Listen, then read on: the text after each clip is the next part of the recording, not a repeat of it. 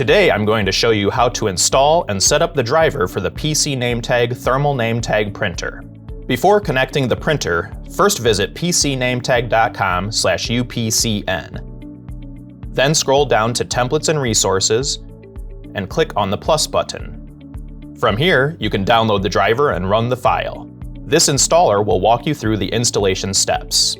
Once prompted, you can plug in the power cord, turn on the printer, then connect the USB cord.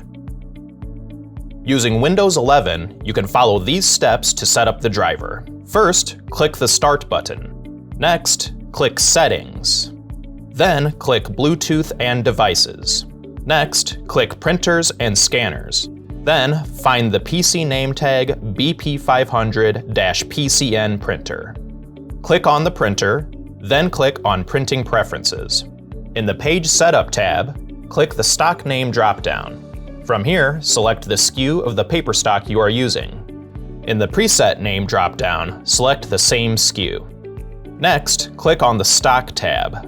Ensure the print method is set to Direct Thermal and media type is set to Labels with Marks.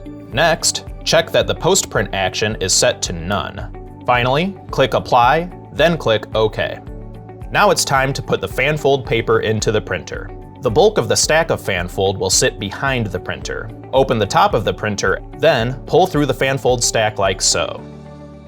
Close the top so that there is about 1/4 of an inch of the first tag sticking out of the front of the printer. Now that your printer is all set up and ready, you can start using it with our templates. First, download the file containing the templates from our website. Simply visit pcnametag.com/upcn, scroll down to the Templates and Resources section, and download the zip file for the templates. Once the download is complete, extract the folder to your preferred location on your computer. Open the template that corresponds to the SKU of your paper. This will allow you to easily customize your badges and start printing them for your attendees. Buy additional UPCN printer paper stock at pcnametag.com.